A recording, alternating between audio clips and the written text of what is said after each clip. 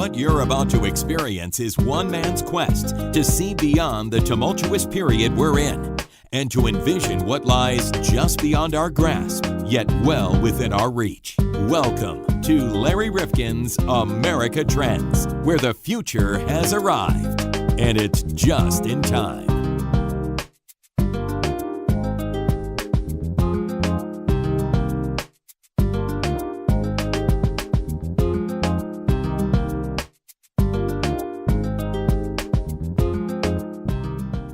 Welcome back once again to America Trends. John Krofsick and Larry Rifkin. And John, today we are contemplating one of the great questions of the modern era. Really, I think it's a profound question. To buy online or to go into a store? Well, and then Amazon is coming out with these stores where you just walk in and then you walk out. I mean... Wait a minute. You walk in and you walk out. Yeah. But what do you have in the meantime? Well, I mean, I guess they have sensors all over the place. You can pick stuff up, and then it automatically charges your phone, or I don't know. Maybe they got... Okay, but never touched by a human hand. You never ever, see a human being. Never. Gee. I mean, what happens to that cranky scary salesperson who really annoys you? I mean, somebody who says, that doesn't look good on you, or we don't have that size. So there's nobody like that in the store? No, nobody do price checks or anything. You just pick it up and you walk out. Now, you and I have talked about it off of the podcast, but you and I think, are the same kind of shopper, where we go in, we know what we want, like a laser, and we go right to it. There's no fooling around. There's no kind of touching of all the materials. We just know what we want. We get it, and we get out. That's right. Since my wife's been laid up, I've been shopping with list. I said, you give me a list, because she sends me to the store. Are you good with a list, or do you come back with more? No, I'm usually, occasionally I'll get something, but most of the time, boom, I'm on the list. Well, I've got to tell you, this area of shopping really has become one that is changing so rapidly. I mean, just the other day, and I was away, but I was reading about the Sam's Clubs, and they are going away, per se. Surprised me. But now they're going to become, fulfillment centers? Yeah. I think they're owned by Walmart. They Sam's are. Clubs, but... Well, Sam Walton. That really threw me, because they were really going all in on competing with Costco and BJ's. And, right. But I think what they realize is that a lot of their future is going to be online, and they've been buying up a lot of specialty types of retailers, and now they really want to have a presence that competes, I presume, with Amazon. Yeah. But they want these fulfillment centers so you can go locally and pick up the material that you've purchased online. Yeah, I assume that's what they're doing. This is getting really crazy. Well, it really is, and that's why we talked to Kristen Baylor. And Kristen wrote a great piece for Money Magazine called The Future of Shopping, and we had her along. And I've got to tell you, my wife, interestingly, will always say to me, I hate shopping. But I've got to tell you this, John, she's getting a whole lot better at it because she goes out a lot. But my wife's technique is to buy up a lot of stuff and then bring it all home and figure out what you're going to keep, and then return the rest. Well, that's the new thing. Amazon's that thing. If you want to buy clothes online, they send you a whole bunch. You take the ones that fit and you send the other ones back. Yeah, and I see now where they can do a better job than a tailor, some of these online services, at measuring you by virtue of what they can scan over the telephone. And they say that it will fit you better when it arrives than even if you went to, Mario or, Giuseppe or some of the great tailors that we have around here. Yeah, I don't know. The shopping is really... It's changing. It's changing so dramatically. Much. And that's why John and I thought it'd be a great trend to explore. And there's no question, whatever the number, that this phenomenon of what's going on online is growing, even though it's only now. And I've seen ads even in the Wall Street Journal to indicate if you think everybody's doing their shopping online, it's still the truth. Physical stores still generate 90.7% of all retail sales. Yeah, when I'm shopping for gifts and stuff, I like the touchy-feely thing. You do? Yeah. But even that experience, John, as Kristen tells us, is changing pretty dramatically. It is. The old salesman today has to be a guide and a friend and a confidant and somebody that you build a relationship with, and they want to make it more experiential. I mean, we're going to learn all these things in the course of today's podcast, but I came away thinking that this is a world in flux. Like so many areas, brick and mortar is morphing into a blend, a hybrid. I mean, it's really remarkable. I mean, you look at all the chains that are going Chapter 11 now and trying to regroup and figure this out. I mean, it's incredible. I mean, the Sears. And Sears was the original disruptor. I mean, let's be honest. When they came out with the catalog and said you can buy everything from a blouse to a new home right here in our catalog, right. That was disruption in those days. That was, yes. Yeah, and now they're being totally upended by what's going on. Well, in the end, I think you will find that there's going to be a better and more interesting shopping experience available for you, whether you're using a mouse or whether you're driving your car to someplace. I think it's all going to be really, really intriguing. Well, it's certainly going to be interesting the next few years how this shakes out. That's Absolutely. For sure. Well, let's hear it from Kristen Baylor. And again, she wrote this piece for Money Magazine going back to December of 2017, but its relevance continues to grow by day. The future of shopping here on America Trend. Well, Kristen Baylor is with us, and she is the author of a piece that I read in Money Magazine, and it was called The Future of Shopping, and I found it very, very interesting. And Kristen, just by everybody's own habits, I think they can tell that we're undergoing a tremendous transformation in the way we buy, where we buy, on-time buying, now that things can be delivered overnight. I mean, it really is a big sea change out there, isn't it? Totally. And when you think about it, I mean, what is it that might have been unexpected in terms of how quickly this is all beginning to take place, or whether, companies are adapting in very creative ways to this change? What do you find most surprising about it? Yeah, well, I don't think anyone's really surprised that some brick and mortar stores are falling on hard times, right? Like, it's kind of been written in the stars for the Limited and Wet Seal and other brands that have shut their doors for good. What is surprising, of course, is this new emergence of stores that retail experts are calling, quote-unquote, experience stores. These are stores like Bonobos, which I talk about in the piece, and even some old favorites like REI and Sephora that are completely retooling their model to stay afloat. And what I find just absolutely fascinating about this model is these stores, more than anything, want you to just come in and hang out. It's not the traditional, run in and, look for an item or two and try to get out as quickly as possible. They're actually introducing experiences that you can't get anywhere else except that specific store. Well, they're going to have a hard time with me because I'm one of those guys who goes in, he knows exactly what he wants, and he gets out as quickly as he can.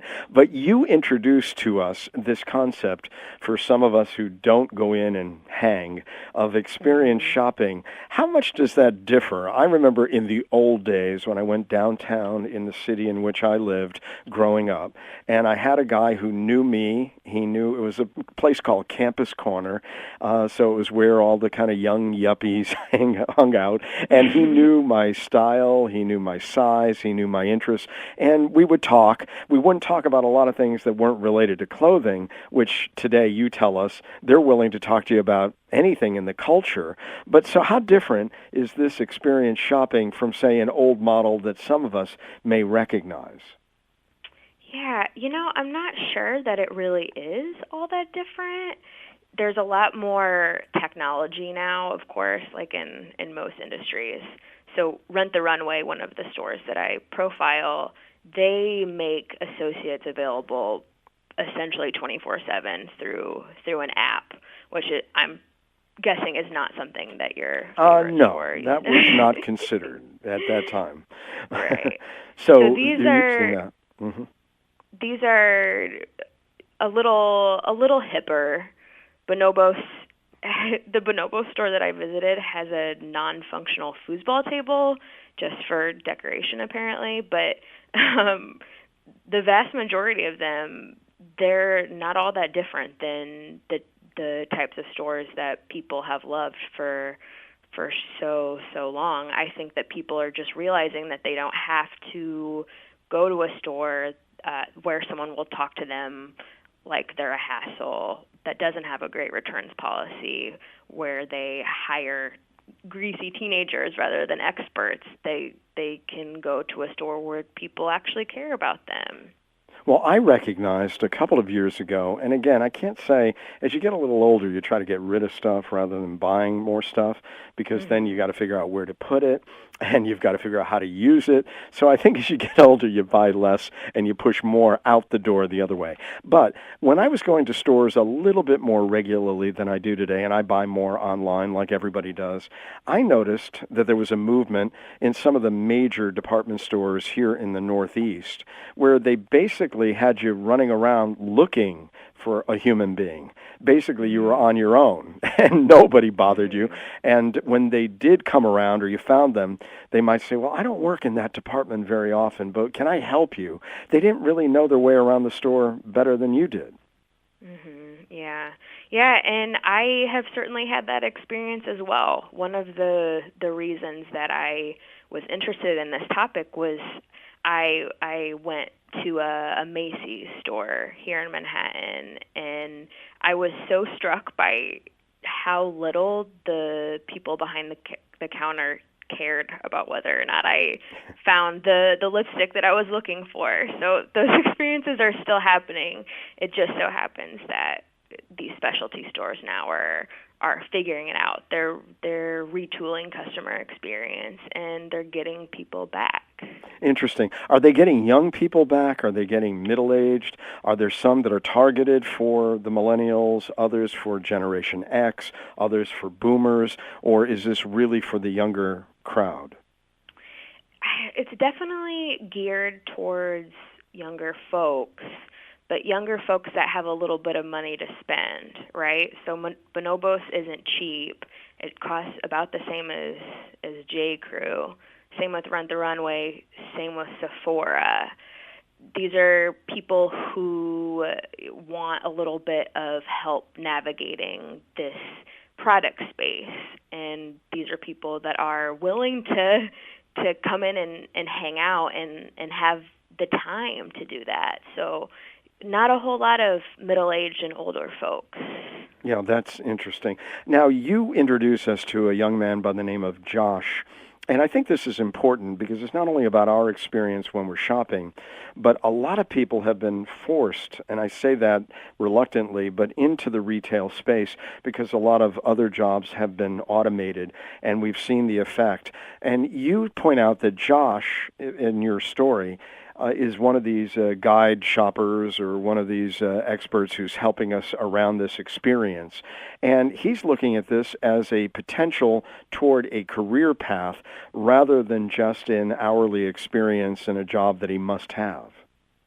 Yeah. Josh and we talked a lot about what his personal experience at Bonobos was like. And he mentioned this sense of autonomy that he has, and that his employer treats him like he is irreplaceable, and they should, because he's highly skilled. You know, he's really good with customers. He knows how to make someone feel and look good, you know, and it's in their best interest to hire people like that. But he didn't get that sense at any of the other retail brands he worked at previously. And he's also got, you tell us, a client book of regulars who trust his taste, and he will email them and make certain that he's letting them know that he's there for them. If they have any buyer's remorse, can he do anything for them? I mean, that's a whole different experience than just about anything I've ever seen. Yeah, he's actually building relationships with the folks that come into his store, which I think is pretty incredible. Now, you tell us that brick and mortar is not dead per se or in serious jeopardy. I mean, people are going out to shop for a variety of reasons, but it has to evolve into something. And I'm trying to figure out the lay of the land. In other words, I'm trying to figure out what it is that brick and mortar stores are doing to make certain they're part of e-commerce, and what some of these e-commerce stores are doing to make certain that if they need to, even Amazon and some others have gone from online back to brick and mortar or in combination. So what is the merge of these two in the real world? Yeah, that's a good question. Companies that started online first definitely seem to have the upper hand here. They already have data on their customer base and their customers' habits, which makes it a whole lot easier to build a physical space. Older companies who are kind of late to the e-commerce game haven't fared so well. It's so hard to be a Sears or any company that's been around forever but doesn't have diehard loyal fans to compete with Amazon. So it's really tricky. There are a couple of brands that are doing it really well. Sephora, which I think I mentioned, they're killing it. REI, they've completely overhauled their web and mobile offerings. Their web design is beautiful. They have an app that is so useful to its customer base. They use it for a number of things. The thing that I think is the coolest is they have a trail map. So if you go hike the Appalachian Trail, you can open up REI's mobile app and it will tell you where to go. Like, all of this plays into this idea of experience and filling a need for the customer and doing one thing and doing it well. And I'm not an economist, but I think many would say that if you want to compete with Amazon, that might be the way to go. Well, you also introduce us to the notion of what you call the omni-channel strategy. And you point out again that REI and Sephora are doing it perhaps as well as any. Explain what that means. These are the brands that are just, they're killing it at both e-commerce and brick and mortar sales, and these two channels, omni-channel, they feed into each other. So Bonobos, I'll use Bonobos as an example. Bonobos started as totally online. They branched into stores now, but you can't actually buy things at Bonobos. Most of their customers still buy online, but they have to come into the store if they want to get fitted for the perfect pair of pants. So it's a genius bit of footwork there. Well, also, I mean, you look at Adidas and Nike, and they have unveiled these immersive retail experiences that allow you to play basketball while you're there or go on a treadmill, get all sweated up, I guess, when you're going to go into the movies or the dining establishment. I don't know that I want to do that. But to tell us, I mean, and REI, too, they've outfitted stores with the rock climbing walls and mobile offerings. I mean, it's pretty amazing what they're trying to do to say, we're a part of your life, and it's not just a piece of clothing or something that you're buying that is outside of our experience. We can help you even understand how to use it and really enjoy it and benefit from it.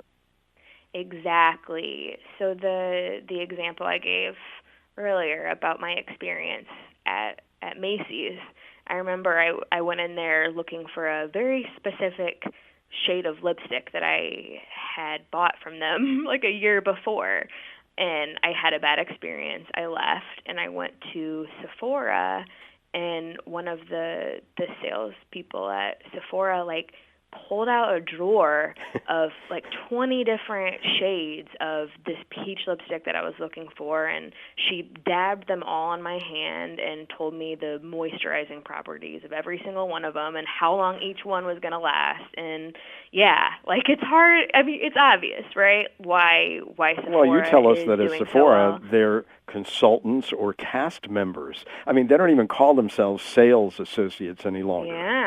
Yeah, no kidding. Yeah, they again, genius bit of branding. We'll return to this episode of America Trends in just a moment. If you like what we're doing here at America Trends Podcast, please don't keep it to yourself. I know there are a lot of people, John, who think, well, if I'm listening and somebody else wants to listen at the same time, maybe we're going to collide and they're not going to be able to hear us. Yeah. Is that the way the technology works? No, there's plenty of bandwidth. Everybody can listen at the same time. All right. Well, make that sure you do dispels that. that myth. Now, you can do a number of things that would really be helpful to us. You could give us a kind rating or a review at Apple Podcasts, and that boosts what they consider to be our value and visibility. And what does that do, John?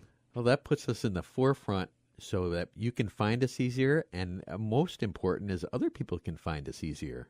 And you can subscribe there or on our site, americatrendspodcast.com, or wherever you're listening, so we can alert you to new episodes of the podcast, which, by the way, we put out twice a week on Tuesdays and Thursdays.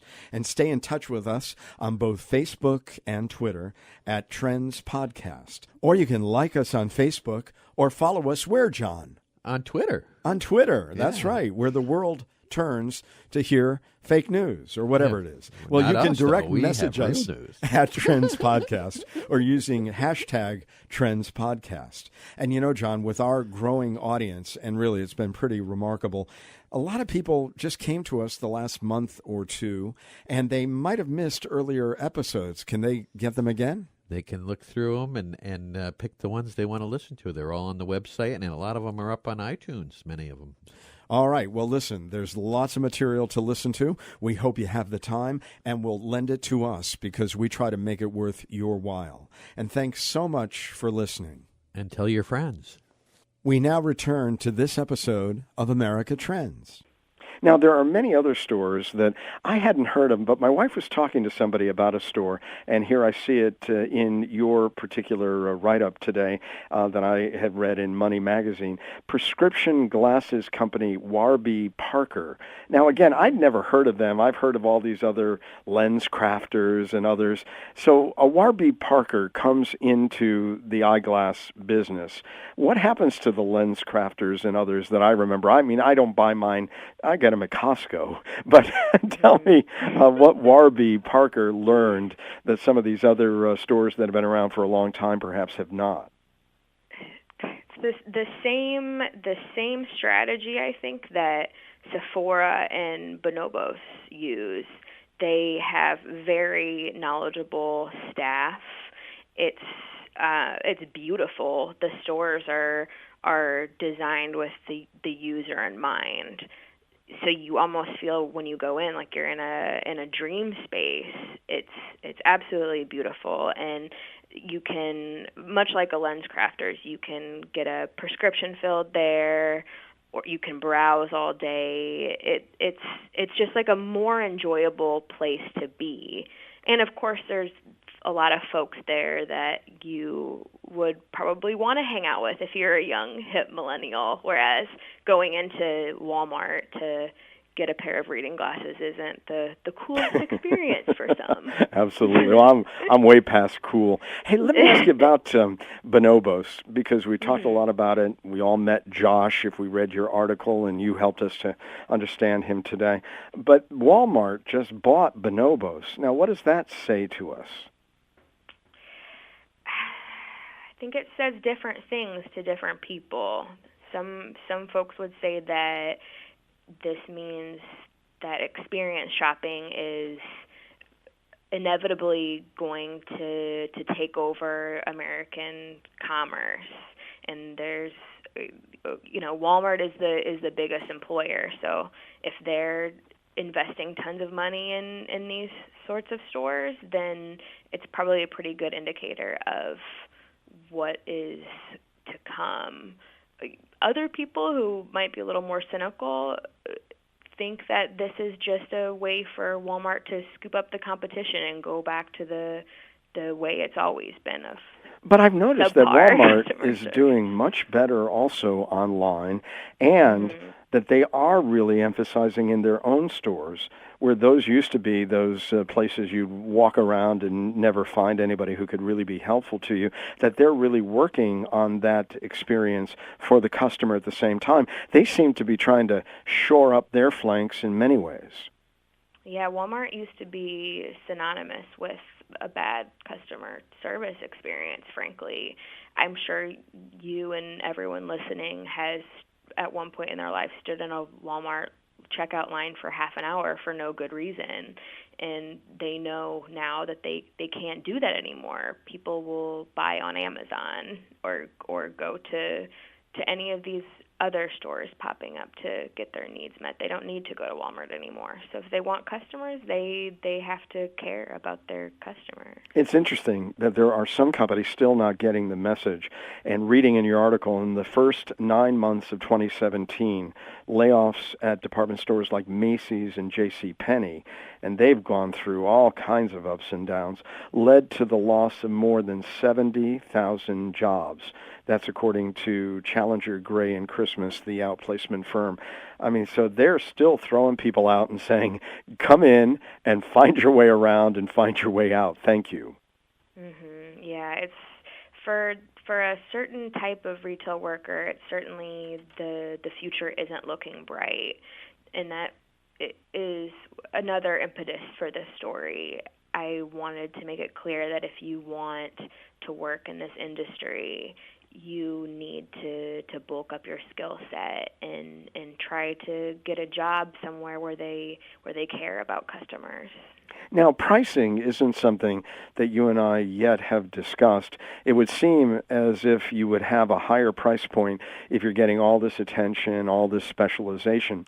But I was reading where retailers are trying to simplify prices by doing markdown math for you. Because you go into Macy's, and sometimes I would go in with all these different coupons, and I'd say, look, here's 5,000 coupons, figure out for me. And at the end of the day, I'm praying that you owe me money. But you can't figure it out. And there was one gentleman from Kohl's, the chief marketing officer in this article, Greg Revelle, saying you shouldn't need a PhD in math to figure out our prices. Are they finding retailers that they've got to be a little clearer about their pricing? You know, I think that it depends on the user experience that the store is going for. Stores like Bath and Body Works that have always relied on coupons driving people in. You mean Bed Bath and Beyond? Bed Bath and Beyond, yeah. Yeah, I know. We have a lot of these coupons at home, yes. So I don't know. I haven't seen them overhaul their business model. I think they might be a one-trick pony, and it might be working for them. I suspect that it might not much longer, but that is one way to do business. Well, we have not talked yet, and before we conclude our conversation, we must, about the 6,000-pound gorilla in the room, and we're talking about Amazon Prime, where you can get coffee beans, tampons, dog treats, printer ink, Ziploc bags, on and on. I get my Tim Hortons coffee from them because I can't find it anywhere else. So tell me. Shame. Why? I have to. Oh, I'm kidding. No, I have to. So tell me, where's Amazon going, or are they going everywhere? Man, I wish I knew. I use Amazon for many of the purchases that I make on a weekly basis. It's easy and convenient, and I don't know of anyone that doesn't. So I think that it's probably here to stay. On the other hand, you know, I grew up, my first job was working at a family-owned grocery store, and we were taught that you take someone's groceries out to their car, you open the door for them, and if they say thank you, you don't tell them you're welcome. You say, no, thank you. And I find it refreshing that Amazon is getting some competition, and I hope that sticks as well. Well, listen, I want to thank you so much for coming by, talking to us about the future of shopping, Kristen Baylor. And if you can find this article in Money Magazine from December 2017, I'd encourage you really to look at it. It's got to Meet the New Faces of Retail, and then she's got a partner, Brad Tuttle, who writes about Inside the Store of Tomorrow. Very, very interesting. Thank you for sharing this trend in something that we all do, and that is to shop, and we must, and we will. Kristen, thanks so much for coming by today on America Trends. Thank you.